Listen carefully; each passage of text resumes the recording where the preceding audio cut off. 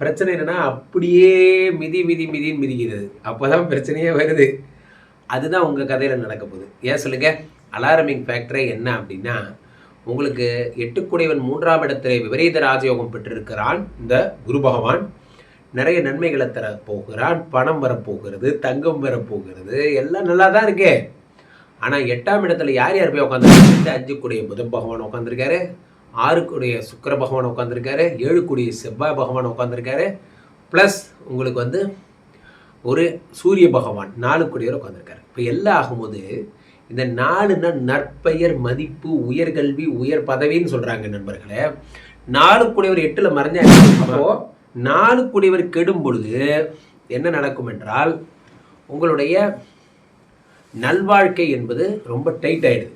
4ஆம் இடம் என்பது என்ன அப்படின்னா, இன்னொரு விஷயம் என்னவென்றால், இந்த 4 8ஆம் இடத்தில் மறைவதைப் போலவே வேற 2 புதனும் மறைகிறார். அப்போ என்ன ஆகும்னா,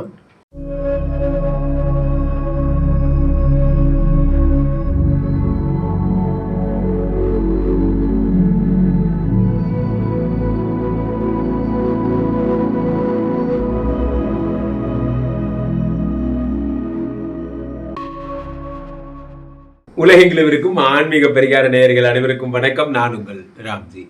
ரிஷபராசிக்காரர்களுக்கெல்லாம் இந்த அலாரமிங் ஃபேக்டர் என்னென்ன?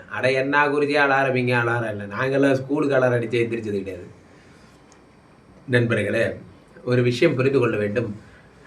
அலாரமிங்னா என்ன அப்படின்னா, நமக்கு இறைவன் உணர்த்தும் நமக்கு எச்சரிக்கை என்று கொள்ளலாம். சில பேருக்கு என்ன ஆகும் அப்படின்னா, இந்த காலம் நமக்கு ஒரு எச்சரிக்கை தரும். ஏதேனும் ஒரு விஷயம் அந்த எச்சரிக்கை தரும்போதே சுதாரிச்சுக்கிறது நல்லது. இப்போ உடம்பு சரியில்லை அப்படின்னா அந்த உடம்பு சொல்லும் நம்மக்கிட்ட, என்னால் முடியல அப்படின்னு. கம்முன்னு அதை படுக்க வச்சு தூங்க வச்சிட்டிங்கன்னா அடுத்த நாள் ஃப்ரெஷ்ஷாக உங்களுக்கு உடம்பு சப்போர்ட் பண்ணும். பிரச்சனை என்னென்னா அப்படியே மிதி மிதி மிதின்னு மிதிக்கிறது. அப்போ தான் பிரச்சனையே வருது. அதுதான் உங்கள் கதையில் நடக்க போகுது. ஏன் சொல்லுங்க. அலாரமிங் ஃபேக்டரே என்ன அப்படின்னா, உங்களுக்கு 8 3ஆம் இடத்திலே விபரீத ராஜயோகம் பெற்றிருக்கிறான் இந்த குரு பகவான். நிறைய நன்மைகளை தர போகிறான். பணம் வரப்போகிறது, தங்கம் வரப்போகிறது, எல்லாம் நல்லா தான் இருக்கே. ஆனால் 8ஆம் இடத்துல யார் யார் போய் உட்காந்துருக்கா பார்த்தீங்களா? யார் யார் சொல்லுங்கள். 5 புதன் பகவான் உட்காந்துருக்காரு, 6 சுக்கிர பகவான் உட்காந்துருக்காரு, 7 செவ்வாய் பகவான் உட்காந்துருக்காரு, ப்ளஸ் உங்களுக்கு ஒரு சூரிய பகவான் 4 உட்காந்துருக்காரு. இப்போ எல்லாம் ஆகும்போது இந்த 4னா நற்பெயர், மதிப்பு, உயர்கல்வி, உயர் பதவின்னு சொல்கிறாங்க நண்பர்களே. 4 8ல் மறைஞ்சா என்ன ஆகும் தெரியுமா? சுகஸ்தானம் கெட்டு போய் விடுகிறது. எப்படி? சுகஸ்தானம் கெட்டு போய் விடுகிறது. பாயிண்ட் நம்பர் 1 தான். 2வது விஷயம் என்னன்னா, இந்த 4 கெட்டு போகும்போது வீடு, மாடு, மனை, வண்டி, வாகனம் எல்லாம் கெட்டு போகுது. ரொம்ப ஜாக்கிரதையாக புரிஞ்சுக்கணும். இந்த கேஸே நீங்கள் தனிப்பட்ட முறையில் புரிஞ்சுக்கணும். அப்போது 4 கெடும் பொழுது என்ன நடக்கும் என்றால், உங்களுடைய நல்வாழ்க்கை என்பது ரொம்ப டைட் ஆகிடுது. 4ஆம் இடம் என்பது என்ன அப்படின்னா, உங்களுக்கு ஏற்படுகின்ற கீர்த்தின்னு பேர். கீர்த்தின்னா என்ன தெரியும் சார்? கீர்த்தி தெரியும், கீர்த்தி சுரேஷ் தெரியும். ஏங்க, நான் கீர்த்தின்னு சொல்கிறது அந்த கீர்த்தி இல்லை. கீர்த்தின்னா என்ன அப்படின்னா புகழ். 4 8ஆம் இடத்தில் மறையும் பொழுது ஒரு நற்பெயர் வாங்கி வச்சிருந்த அந்த கம்பெனியில், இந்த வீணாக போனவன் என்னை பற்றி நெகட்டிவாக சொல்லி சொல்லி சொல்லி சொல்லி என் பேரே அப்படி ஆக்கி விட்டான் அப்படிங்கிற மாதிரி. அதே மாதிரி கம்பெனியில் பேர் கெடுறது, வீட்டில் பேர் கெடுறது. ஓஹோ, ஒரு நாள் நம்ம டிலே பண்ணால் எப்பயுமே ஒரு டிலே பண்ணுவாருன்னு நம்ம சொல்கிறது. இந்த மாதிரியான பெயரை கெடுத்து விட்ருவாங்க. நம்ம பாஸ்கிட்ட நமக்கு நல்ல பேர் வராத மாதிரி. நம்ம கம்பெனிலே பார்த்தீங்கன்னா, நமக்கு நல்லது செய்கிறானா இல்லையோ நம்மளை பற்றி கண்டிப்பாக பாஸ்கிட்ட தப்பாக சொல்லிவிடுவானுங்க. இது ஒரு பொழப்பாகவே செய்கிறவே நிறைய பேர் இருக்காங்க. அப்போது இந்த மாதிரியான விஷயங்களில் ஜாக்கிரதையாக இருக்கணும். 8ஆம் இடத்துல 4 மறையும் பொழுது முக்கியமாக வண்டி, வாகனம், கார் பிளட்ஜ் பண்ண போகிறேன் சார், கார் புக்கை பிளட்ஜ் பண்ண போகிறேன், நான் என்ன பண்ணணுன்னு தெரில, நான் பண்ணாமல், தயவுசெய்து பண்ணாதீங்க. போனீங்கன்னா காரை எடுக்க முடியாது. இந்த நேரத்தில் காரை பிளட்ஜ் பண்ணக்கூடாது. வீடு, வண்டி, வாகனம், மனை, வீடு, மாடு, மனை, வாகனம், வண்டி, இதெல்லாம் நீங்கள் பிளட்ஜ் பண்ணக்கூடாது. அடுத்ததாக இன்னொரு விஷயம் என்னவென்றால், இந்த 4 8ஆம் இடத்தில் மறைவதைப் போலவே வேற 2 புதனும் மறைகிறார். அப்போ என்ன ஆகும்னா, தனஸ்தானம், பணம் கொண்டு போய் லாக் ஆகிடும். பணம் எப்படி லாக் ஆகும்? நமக்கு நாமே ஏதாவது ஒன்று சொல்லி கமிட்மெண்ட்டை வச்சுக்கிட்டு நமக்கு நாமே நம்மளை டென்ஷன் பண்ணிப்போம். அதுதான் பெரிய பிரச்சனையாகவே அமையும். நம்மளை யாருமே சொல்லினாலும் நம்மளே வாண்டடாக போய் கமிட் ஆகிப்போம். கல்யாணம் பண்ணலான்னு இருக்கோம் சார் தங்கச்சி கல்யாணம் பண்ணால் என்ன பண்ணுவேன்?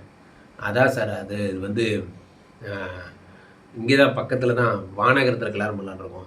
வானகரத்தில் கல்யாணம் பண்ணால் எப்படியா இருந்தாலும் 50,000 ரூபா ஆகுமே, அதுக்கு என்ன செய்ய போகிறேன்? ஆமாம், மண்டபமே அவ்வளோ ஆகும்.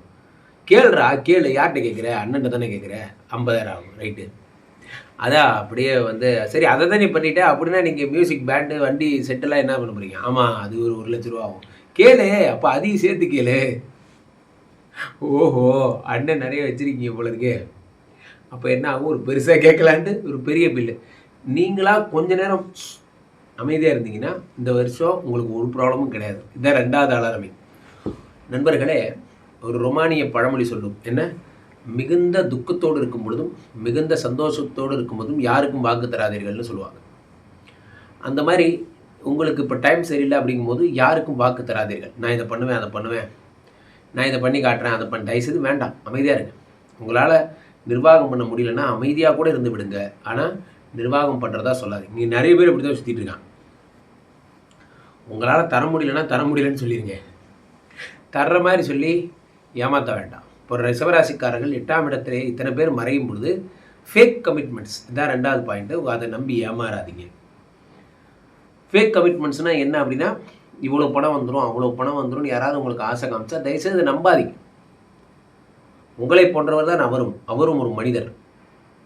உங்களுக்கு ஒருத்தர் உங்கள் பிஸ்னஸில் அவர் என்ன சொல்கிறாருன்னா, நான் எப்படியா இருந்தாலும் ஒரு 1 கோடி ரூபா இதுலேருந்து எடுத்து தரேன் அப்படின்னு சொல்கிறாருன்னா அது டோன்ட் பிலீவ். அவருக்கும் அதே ஒரு பிரெயின், 2 காது, 2 கண்ணு, 1 மூக்கு தான் இருக்குது. Is not super hero. He cannot do more then. அப்போது ஃபேக் கமிட்மெண்ட்ஸை நம்பி பணத்தை இன்வெஸ்ட் பண்ணாதீங்க. நீங்கள் அவனுக்கு தேவையில்லை என்னென்னா நீங்கள் அவனுக்கு கொடுக்குற அந்த இன்வெஸ்ட்மெண்ட் மட்டும்தான். அது தெளிவாக புரிஞ்சுக்கோங்க. யார் பிஸ்னஸையும் டெவலப் பண்ணுறது இந்த உலகத்தில் இல்லை. உங்கள் பிஸ்னஸை நீங்கள் டெவலப் பண்ணுங்க. அதுவே நம்ம பண்ண மாட்டேங்கிறோம். அப்போது உண்மை என்னன்னா இதெல்லாம் நடக்கும். அடுத்து 3வது கமிட்மெண்ட் என்ன? இந்த 8ஆம் இடத்துல யார் போய் 7 கோடின்னு போய் மாட்டிக்கிறான். அப்போது ஃபாரினுக்கு போய் பணம் கட்டி ஃபாரின் போகிறதுக்கு கன்சல்டேஷன் டீமுக்கு காசு கொடுத்தேன் சார், அவங்க தான் எனக்கு வந்து ஃபாரின் கூப்பிட்டு போகிறாங்க, துபாய் கூப்பிட்டு போகிறாங்க. தயவுசெய்து வேண்டாம், அதெல்லாம் பண்ணாதீங்க. அதெல்லாம் பண்ணிங்கன்னா என்ன ஆகுன்னா, துபாய் போகிறீங்க, உங்களுக்கு அங்கே போய் ஏமாற்றிடுவாங்க. என்னை கூப்பிட்டு போனது என்னமோ இந்த மாதிரி சொன்னாங்க சார், ஒபாமா மாதிரி உங்களுக்கு வேலை கிடைக்கும்னு சொல்லி கூப்பிட்டு போனாங்க சார், அங்கே கூப்பிட்டு போய் ஒட்டகம் வைக்க விட்டாங்க. அந்த மாதிரிலாம் அந்த மாதிரிலாம் நடக்கும். நமக்கு வந்து சொல்லப்பட்ட வேலை வேறு, நமக்கு கொடுக்கப்படுற வேலைங்கிறது வேறேன்னு ஆகிடும். ரொம்ப ஜாக்கிரதையாக இருங்க. நீங்கள் சொல்லப்படுற பணிகளை இந்த நேரத்தில் பணம் கொடுக்க. முக்கியமாக மனைவியை ஹேண்டில் பண்ணும்போது ரொம்ப ஜாக்கிரதையாக ஹேண்டில் பண்ணுங்கள். 7 கோடி 8ஆம் இடத்தில் வரையும் பொழுது மனைவி தேவையில்லாமல் சண்டை போடுறது, மனைவி கூட சந்தேகம் வர்றது, நீ எங்கே போன, நான் எங்கே போனேன், நான் பார்த்தனே உன் நைட்டெல்லாம் உன் ஃபோன் ஆன்லைனில் இருக்குது, ஆஃப்லைனில் இருக்குது, தேவையில்லாத இந்த கதையெல்லாம் பேசாதீங்க. இந்த உலகத்தில் எல்லாருமே ஒரு செக்குலர் என்ன சொல்கிறது, ஒரு தனித்தனி உலகங்களில் வாழ கற்றுக்கிறாங்க. என் வீட்டில் 4 அறைகள் நண்பர்களே. ஒரு அறை மனைவியுடையது, ஒரு அறை என்னுடையது, ஒரு அறை குழந்தையுடையது. நாங்கள் ஒவ்வொரு கிரகங்களில் வசிக்கிறோம். அப்படிங்கிற மாதிரி நான் ஒரு கிரகம், அவங்க ஒரு கிரகம். அப்படி தான் நினச்சிக்கிட்டு வாழ்ந்துக்கணும். தயவுசெய்து யாருடைய சுதந்திரத்திலையும் தலையிட்டு தேவையில்லாமல் கெட்ட பேர் வாங்கிக்காதீங்க. 7ஆம் இடத்துல இதெல்லாம் வரும்பொழுது நடக்கும். அப்புறம் சிவராசிக்காரர்களுக்கு அலார்மிங் ஃபேக்டர்னால் இதுதான்.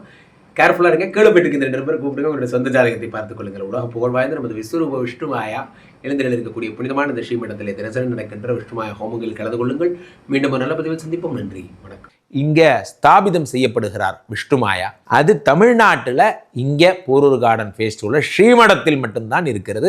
வேற எங்கேயும் இவருக்கு ஆலயங்கள் கிடையாது. நம்மளுடைய வேலை இல்லை, குழந்தை இல்லை, நமக்குடைய எதிர்காலம் கேள்விக்குறியாக இருக்குது, கள்ளத்தொடர்பு, ஏமாற்றம், துரோகம் போன்ற பிரச்சனைகளுக்காக ஸ்பெசிஃபிக்காக பண்ணுற ஒரு ஹோமம். இந்த ஹோமம் 48 நாள் தினமும் பண்ணுறோம். இப்போ நீங்கள் புக் பண்ணுறீங்கன்னா இன்னிலேருந்து 48 நாள் இந்த ஹோமம் பண்ணி உங்களுக்கு அந்த பிரச்சனைகளை சேலஞ்சிங்காக சரி பண்ணி தரோம். ஸோ விஷ்ணுமாயா சாத்தனுடைய ஆலயத்திற்கு நீங்கள் வாருங்கள், இந்த ஸ்ரீமடத்திற்கு வாருங்கள், வந்து இந்த ஹோமத்தில் கலந்து கொள்ளுங்கள். இதை பற்றி தரவுகள் கீழே போயிட்டு இருக்க நம்பரை கேட்டு தெரிஞ்சு புக் பண்ணிக்கிட்டு இந்த ஹோமத்தில் நீங்களும் பங்கெடுக்கலாம்.